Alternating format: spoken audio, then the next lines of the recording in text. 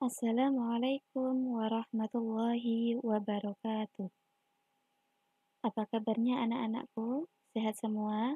Alhamdulillah. Oke, hari ini pada hari Senin tanggal 21 September 2020 kita berjumpa kembali dalam pembelajaran daring dengan mata pelajaran Sejarah Kebudayaan Islam atau biasa disingkat dengan SKI. Hari ini berjumpa kembali dengan Bu Novi dengan materi yang sama dengan minggu yang lalu, yakni peradaban Islam pada masa Daulah Abbasiyah. Oke, anak-anakku, minggu kemarin kita sudah membahas mengenai kemajuan peradaban dengan submateri kemajuan di bidang pengembangan ilmu pengetahuan, kemudian di bidang penertiban administrasi pemerintahan, di bidang politik dan militer. Sesuai dengan janji Bu Novi, hari ini yang akan kita bahas adalah yang pertama, kemajuan di bidang ekonomi. Yang kedua, kemajuan di bidang seni budaya. Kemudian yang ketiga yakni kemajuan di bidang seni sastra.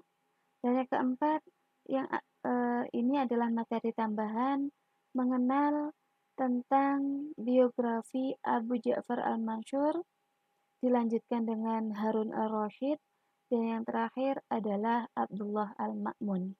Nah, inilah materi yang akan kita bahas pada hari ini. Langsung saja nggih. Untuk yang pertama ialah kemajuan di bidang ekonomi. Di sini yang akan kita bahas adalah tentang perdagangan, perindustrian, dan pertanian. Coba kita lihat gambar yang ada di sebelah ini. Ini adalah koin emas. Ini adalah koin emas pada masa dinasti Abbasiyah. Anak-anakku, peningkatan taraf hidup masyarakat dalam bidang ekonomi masa Daulah Abbasiyah ini sebenarnya telah dimulai pada saat Khalifah Abu Ja'far al-Mansur berkuasa. Beliau merupakan tokoh utama dari peletak dasar ekonomi Daulah Abbasiyah. Sikap beliau yang tegas, adil, dan bijaksana membawa Daulah Abbasiyah maju dalam berbagai bidang. Nah, ini dia bentuk usaha yang dilakukan. Untuk yang pertama di sektor perdagangan. Di sektor perdagangan ini terjadi peningkatan pada saat Khalifah Al-Mahdi pada tahun 775 sampai 785 Masehi. Kemudian menjalin hubungan luar negeri dengan kerajaan-kerajaan lain. Kemudian ada lagi kota Basrah menjadi pelabuhan penting sebagai tempat transit antara timur dan barat. Kemudian yang terakhir terdapat pelabuhan Damaskus dan dermaga Kufah. Oke. Anak-anakku, kita lanjutkan pada yang bentuk usaha yang kedua, yaitu di bidang sektor perindustrian. Apa saja yang terjadi di sektor perindustrian? Kota Basrah menjadi pusat industri gelas dan sabun. Usaha yang kedua, kota Kufah merupakan pusat industri tekstil. Kemudian selanjutnya, kota Damaskus menjadi pusat industri pakaian dari sutra bersulam. Nah, ini pusat kerajinan sutranya berada di kota Kazakhstan. Kemudian kota Syam menjadi pusat industri keramik dan gelas berukir. Bentuk usaha yang dilakukan di bidang sektor pertanian. Yang pertama adalah pembangunan kanal, kemudian bendungan, irigasi, dan terusan. Ini diperuntukkan sebagai upaya memenuhi kebutuhan pertanian yang hasilnya mampu meningkatkan produktivitas para petani dan kualitas hasil panennya. Oke, kita lanjutkan pada materi yang kedua, yakni kemajuan di bidang seni budaya. Untuk kemajuan di bidang seni budaya ini, yang akan kita bahas adalah ada seni arsitektur dan seni tata kota. Nah, coba kalian lihat gambar di samping. Ini adalah gambar ilustrasi seni arsitektur tata kota Baghdad. Nah, bukti kemajuan seni budaya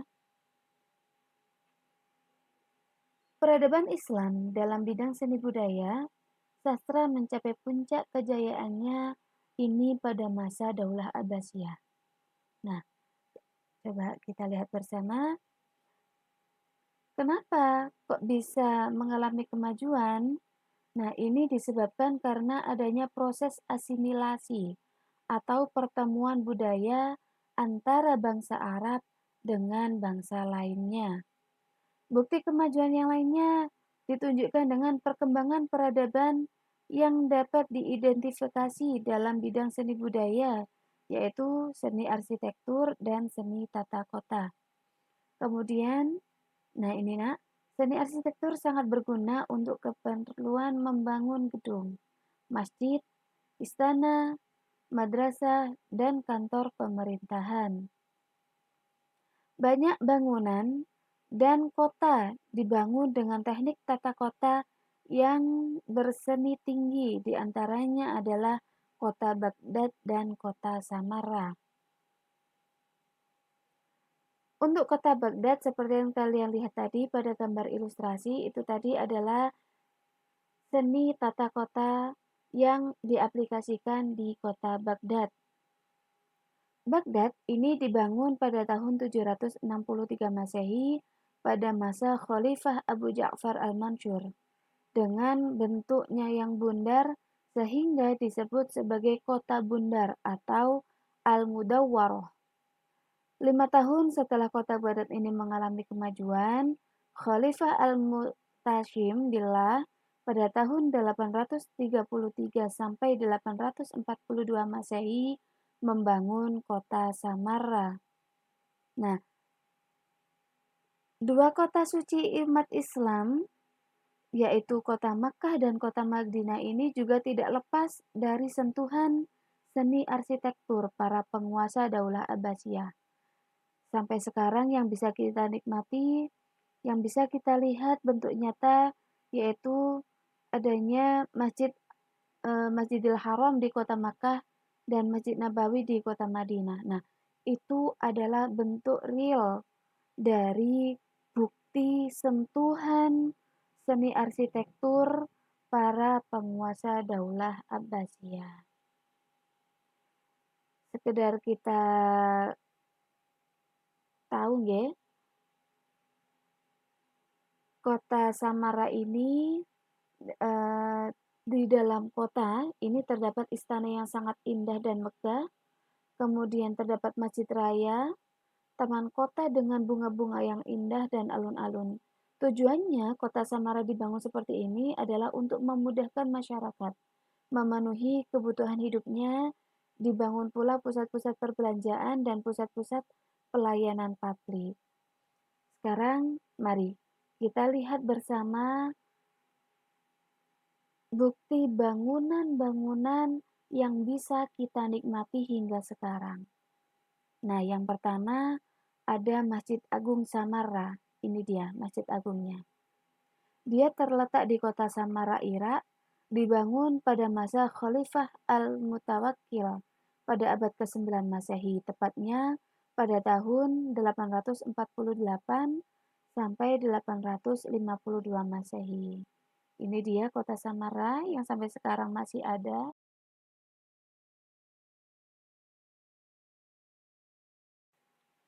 Yang kedua ada bangunan yang bernama Madrasah Mustansyriyah di Baghdad. Ini juga digunakan sebagai universitas dan di sana dikenal dengan universitas tertua di kota Baghdad. Untuk selanjutnya ada bangunan megah yang bernama Masjid Agung Isfahan di kota Iran. Begitu megah bangunan ini yang bisa kita nikmati hingga sekarang. Selanjutnya tidak kalah megah juga ada bangunan Masjid Agung Kufah di Irak. Dan yang terakhir ada bangunan megah pula yang bernama Masjid Talkhotan Baba di Merv. bangunan-bangunan ini dari tahun ke tahun telah mengalami peremajaan. Jadi, makanya kita sampai sekarang tetap bisa menikmati bukti sejarah peninggalan dari kerajaan dinasti Daulah Abbasiyah yang bangunan-bangunan ini telah tersentuh oleh para seniman-seniman handal yang handal di bidangnya, di bidang arsitektur dan tata letak kota. Anak-anakku, sekarang kita lanjutkan untuk materi yang ketiga, yakni materi tentang kemajuan di bidang seni sastra. Anak-anakku, coba kalian lihat gambar di samping. Nah, ini adalah gambar patung dari seorang tokoh seniman sastrawan terkenal pada masa dinasti Abbasiyah yang bernama Al-Mutanabbi. Ini bukan nama aslinya. Ini adalah julukan beliau atau gelar beliau.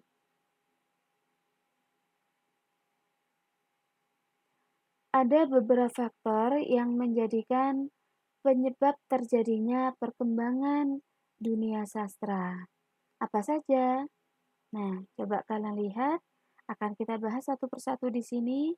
Yang pertama adalah berkembangnya sistem pendidikan dan meningkatnya semangat pengembangan ilmu pengetahuan.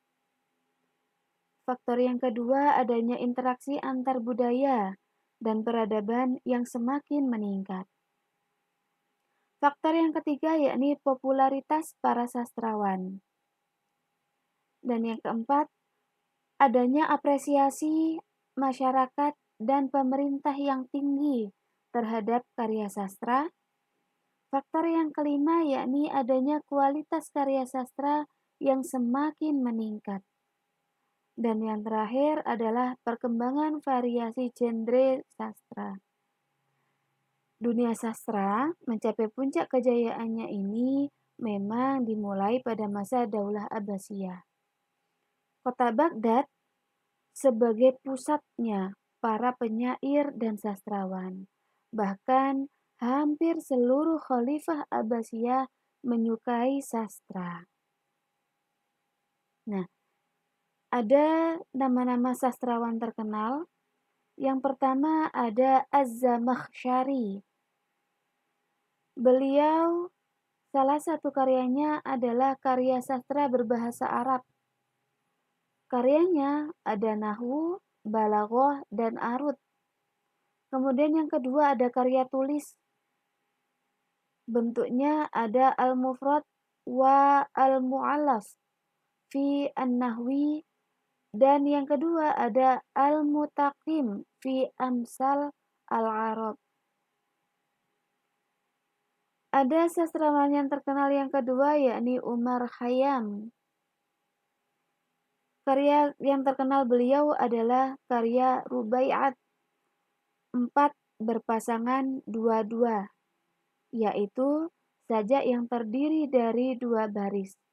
Setiap baris terdiri atas 2 kalimat setengah syair sehingga jumlah seluruhnya menjadi 4 baris atau yang terkenal dengan istilah kuatren. Sastrawan selanjutnya yang terkenal adalah Abu Nawas. Nah, ini mungkin sudah sering terdengar di telinga kalian. Abu Nawas ini nama aslinya adalah Abu Ali Al-Hasan bin Hani Al-Hakami. Beliau lahir pada tahun 756 dan wafat pada tahun 814 Masehi. Beliau adalah seorang pujangga Arab. Abu Nawas dengan cepat menjadi terkenal karena karyanya yang berupa puisi. Nah, puisinya ini jenaka dan lucu. Yang keempat ada sastrawan Al-Mutanabbi. Nah, seperti yang tadi di awal ada Ada patungnya, nggih. Beliau adalah sang maestro yang nama aslinya adalah Abu Thayyib Ahmad bin Husain bin Murrah bin Abdul Jabbar Al-Ju'fi Al-Kufi. Beliau lahir di kota Kindah, Kufah, Irak pada tahun 303 Hijriah atau 915 Masehi. Orang-orang menjuluki syair-syair beliau dengan nama Al-Qasaid Al-Dinariyah, yang artinya qasidah atau syair yang banyak mendatangkan dinar atau uang. Kenapa? Karena banyak orang-orang yang suka dengan syair-syair beliau, sehingga dari syair beliau ini beliau telah banyak mendapatkan uang. Syair-syair Al-Mutanabbi ini telah dikumpulkan dalam sebuah buku yang berjudul Diwan Al-Mutanabbi, yaitu kumpulan syair-syair Al-Mutanabbi. Nah, selain keempat sastrawan terkenal ini, masih banyak lagi para sastrawan terkenal lainnya yang ikut menyumbangkan karya-karyanya pada masa dinasti Abbasiyah. Yaitu diantaranya ada Abu Atiyah, kemudian Abu Tamam, Al-Buhturi, dan yang lain sebagainya. Dan juga ada pula eh, kisah yang terkenal yang sangat melegenda, yaitu tentang cerita 1001 malam, atau dengan istilah lain bahasa Arabnya Alfu Lailah wal Lailah, yang ditulis oleh Mubashir Ibnu Fatih.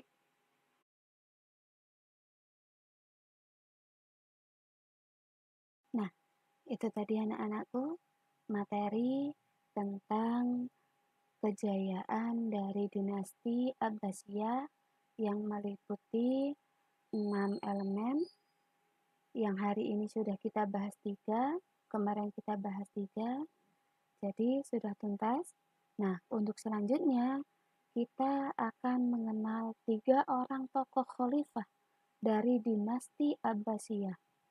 3 orang tokoh ini adalah tokoh-tokoh yang sangat berjasa di bidang masing-masing, karena 3 tokoh inilah yang menjadikan dinasti Abbasiyah ada pada masa kejayaannya.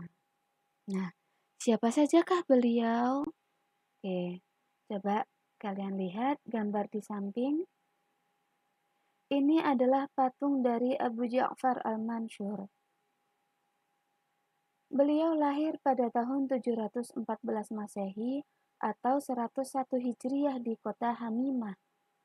Beliau menjadi khalifah yang kedua pada usia 36 tahun setelah saudaranya yaitu Abu Abbas Asy-Syafa meninggal. Beliau berkuasa selama 22 tahun, sejak dari tahun 754 hingga 775 Masehi atau 136 hingga 158 Hijriah. Beliau wafat pada tahun 775 Masehi di kota Makkah. Nah, usaha-usaha yang dilakukan oleh beliau pada saat menjadi khalifah, yang pertama adalah pengembangan ilmu pengetahuan. Yang kedua, penertiban administrasi pemerintahan. Yang ketiga, pembinaan keamanan dan stabilitas dalam negeri. Kemudian, yang keempat adalah pembinaan politik luar negeri. Kemudian, apa saja jasa-jasa beliau? Nah, upaya beliau dalam menerjemahkan buku-buku ilmu pengetahuan umum dari beberapa bahasa ke bahasa Arab antara lain yang bisa kita nikmati adalah 1. Buku ilmu pengetahuan oleh Jurjis Bakhtishu. Kemudian ada buku ilmu falak oleh Syu'udata Naubat. Yang ketiga ada buku elemen karya Enklit oleh Hejjaj bin Matan. Kemudian yang keempat adalah buku-buku Hippokrates oleh Abu Yahya bin Batriyah. Nah, buku-buku ini kemudian dijadikan sebagai kiblat oleh para ilmuwan yang sampai sekarang jika kita belajar mengenai masing-masing buku ini bisa kita rasakan, bisa kita jadikan referensi. Selanjutnya, beliau adalah Harun al-Rasyid. Beliau lahir pada tahun 763 Masehi. Beliau lahir di kota Rai. Kemudian beliau adalah khalifah yang kelima. Beliau menjadi khalifah pada usianya yang masih sangat muda, pada usia 23 tahun setelah menggantikan Musa al-Hadi. Beliau berkuasa selama 17 tahun pada tahun 786 hingga 803 Masehi. Beliau wafat pada tahun 809 Masehi di Tus Khurasan. Pada saat beliau menjadi khalifah, beliau mempunyai banyak sekali usaha-usaha yang dilakukan. Yang pertama, mempertahankan keutuhan wilayah kekuasaan Bani Abbasiyah. Yang kedua, pengembangan ilmu pengetahuan. Yang ketiga adalah pembangunan gedung dan fasilitas sosial. Kemudian jasa-jasa beliau pada saat menjadi khalifah. Yang pertama, adanya pengembangan kebudayaan dan peradaban Islam. Yang kedua, pembangunan bendungan irigasi yang disebut Darusan Zubaidah. Yang ketiga, menjamin gaji dan tunjangan hidup bagi para ilmuwan untuk mengembangkan dan mengadakan penelitian berbagai bidang pengetahuan.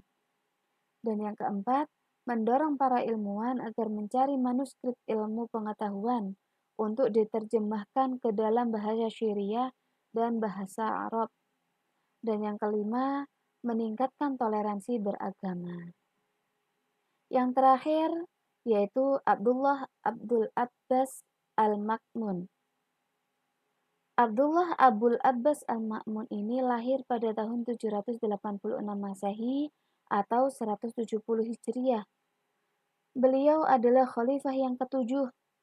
Beliau menjadi khalifah pada usia 28 tahun setelah menggantikan saudaranya Al-Amin.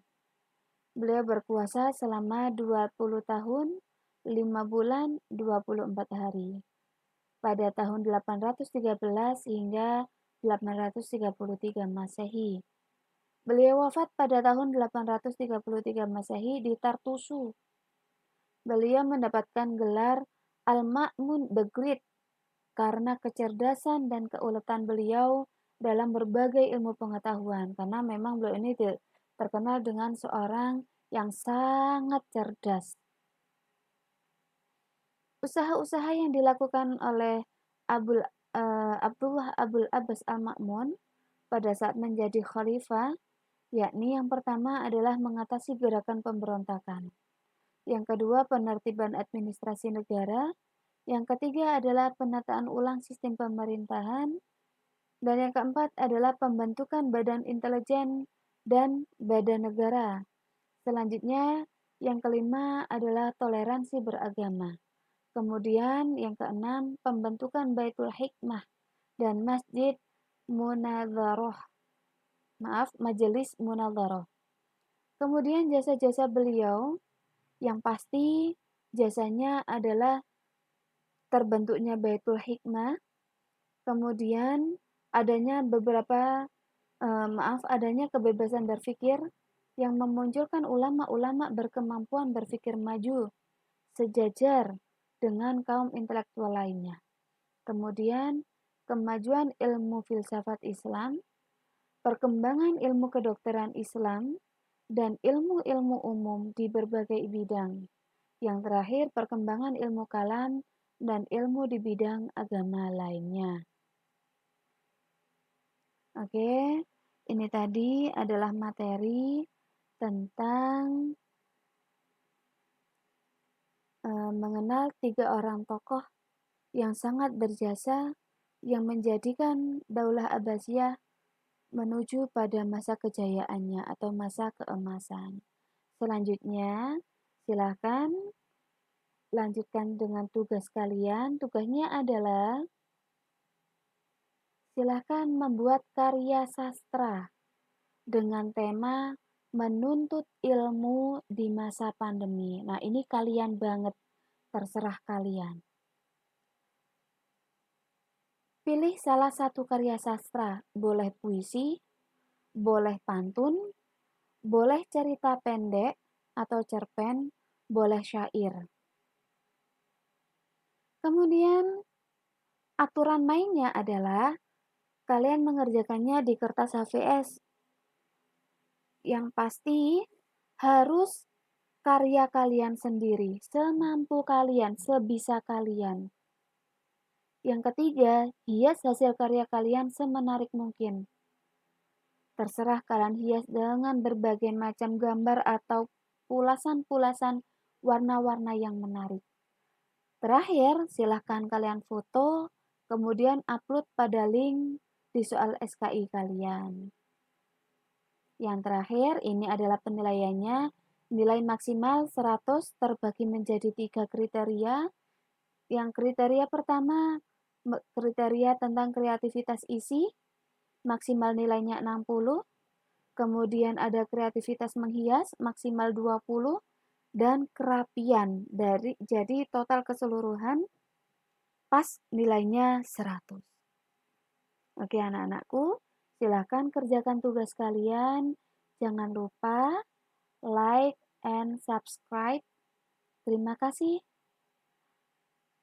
Semoga ilmu kita yang kita peroleh hari ini bermanfaat dunia akhirat. Amin. Sekian dari Bu Novi. Wassalamualaikum warahmatullahi wabarakatuh.